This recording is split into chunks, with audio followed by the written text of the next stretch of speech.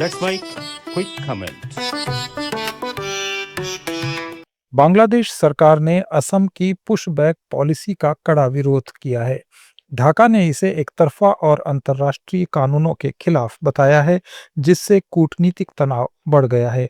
The Assam Tribune की reports के अनुसार बांग्लादेश ने कूटनीतिक माध्यमों से औपचारिक आपत्ति दर्ज करवाई है। उसका दावा है कि लोगों को बिना उचित वेरिफिकेशन और आपसी सहमति के सीमा पार धकेला जा रहा है।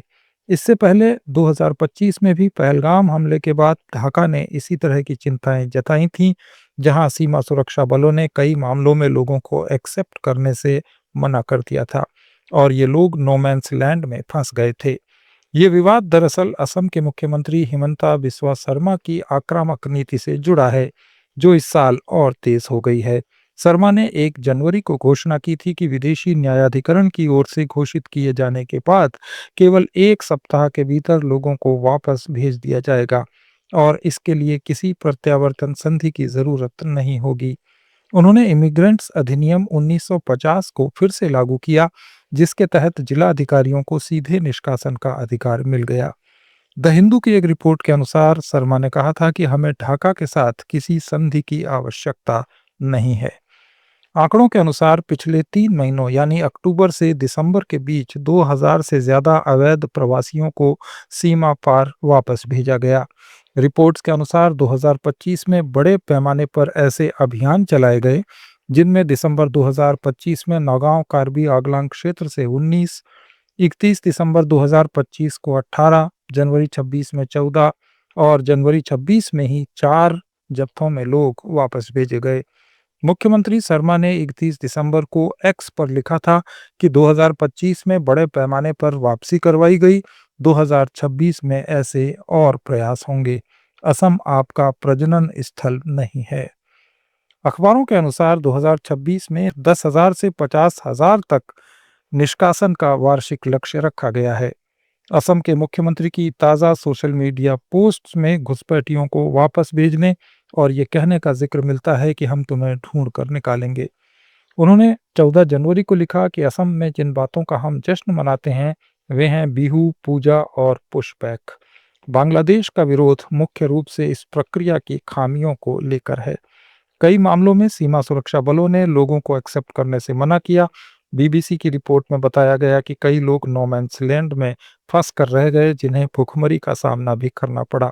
फ्रंटलाइन इसे नागरिकता को हथियार बनाने की बात कहता है, जिसमें बंगाली मूल के मुसलमानों को निशाना बनाए जाने का आरोप लगाया गया है और इसे मानवाधिकारों के उल्लंघन का खतरा भी माना गया है। AIUDF जैसे संगठनों ने असम के राज्यपाल को ज्ञापन देकर उत्पीड़न के आरोप लगाए। असम में ये मुद्दा स्वदेशी अधिकारों, डेमोग्राफिक चेंज और सुरक्षा से जुड़ा हुआ है।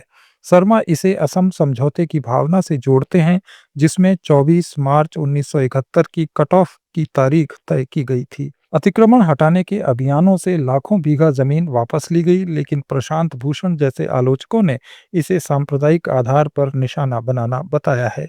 2026 के विधानसभा चुनावों को देखते हुए भारतीय जनता पार्टी इसे एक मुख्य चुनावी मुद्दा बना रही है।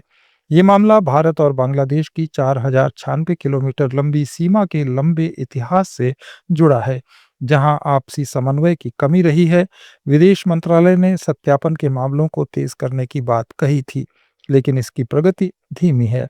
अगर पुशबैक जारी रहा तो सीमा पर तनाव बढ़ सकता है, लेकिन असम सरकार का रुख स्पष्ट है।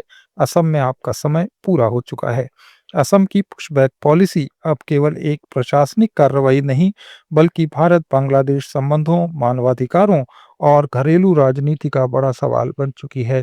आने वाले समय में ये नीति असम की राजनीति और सीमा की स्थिरता की दिशा भी तय करेगी। क्विक कमेंट में आज इतना ही। जुड़े रहिए लेट्स माइक के साथ। आप सुन रहे थे let's mic more than radio. Follow कीजिए हमें हमारे सोशल मीडिया प्लेटफॉर्म्स पर। It's time for news. It's time for more than radio. Presenting the first radio news app, Let's Mic. Let's Mic, a news-based app on your phone where you get to watch and listen news, talk shows, interviews, radio show podcasts. On Let's Mic, you get all relevant information